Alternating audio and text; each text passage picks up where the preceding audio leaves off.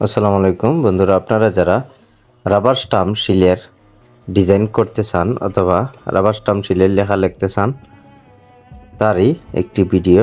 তো আপনারা প্রথমে আপনাদের ডেস্কটপের ইলাস্ট্রেটর ফাইলটি ওপেন করে নেবেন, তারপর নিউ ফাইল নিয়ে নেবেন। নিউ ফাইল নেওয়ার পর আপনারা যে টুলগুলো দেখতে পারতেছেন সিলেকশন টুলগুলোর মধ্যে আপনারা এই রেক্ট্যাঙ্গেল টুলটি এই টুলটি আপনারা নিয়ে নেবেন।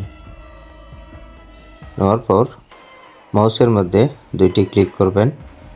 ক্লিক করার পর সাইজ দিবেন 1.5 0.7 অথবা আপনাদের যে রাবার শিলের স্ট্যান্ডগুলো আছে স্ট্যান্ডের সাইজ অনুযায়ী আপনারা নিয়ে এই জায়গাতে আপনারা সেম সাইজটি দিয়ে দিবেন।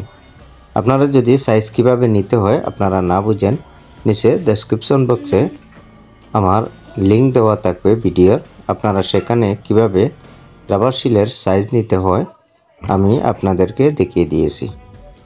তো আপনারা এরকম নেওয়ার পর টেক্সট টুল দিয়ে আপনারা ছোটো নিএমজি ফন্ট দিয়ে আপনারা টাইপ করে নেবেন, অথবা আপনাদের যে লেখাগুলো আছে এই জায়গাতে আপনি লিখে নেবেন। লিখে নেওয়ার পর লেখাগুলোকে সিলেক্ট করে, যেহেতু আমার ব্যাকগ্রাউন্ড কালার ব্ল্যাক, তো আপনারা লেখা ফন্টের কালারটি হোয়াইট করে দিবেন।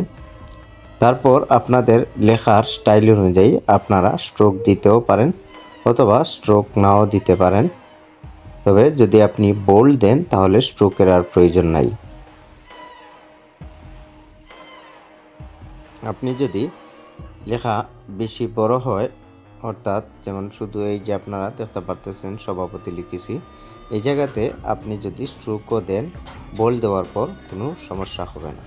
কিন্তু যদি লেখাগুলা ফন্টের সাইজটি একদমই ছোটো হয় তাহলে এই জায়গাতে আপনারা স্ট্রোক না দেওয়াই বেটার। সম্ভব যদি আপনাদের একটু মোটা লেখার প্রয়োজন হয় তাহলে এই জায়গাতে বোল্ড দিয়ে দিবেন। আপনারা অতিরিক্ত স্ট্রোক দিলে কি হবে, আপনাদের লেখাগুলা ক্লিয়ার হবে না। ছোটো সাইজ লেখাগুলার যে ফন্টগুলো আছে যদি আপনারা অতিরিক্ত ছোটো হয় তাহলে আপনাদের লেখাগুলো ক্লিয়ার আসবে না। তাই আপনারা চেষ্টা করবেন আপনাদের যে লেখাগুলার প্রত্যেকটা ফন্টের ফাঁকা অংশগুলা যাতে ভিতরে থাকে, তাহলেই আপনাদের লেখাগুলাটি ভালো আসবে।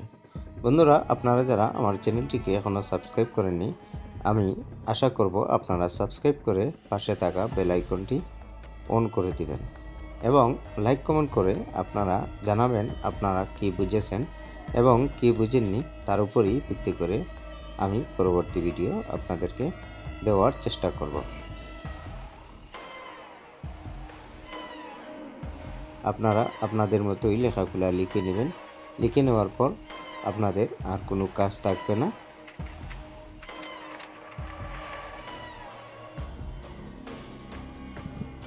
এখন আসি, আমরা যদি 2-3টি অথবা 4-5টি শিল একসাথে প্রিন্ট করতে হয় অথবা একসাথে বানাতে হয় তখন আমরা কি করব। আপনারা এরকম লেখা হয়ে গেলে আপনারা প্রথমে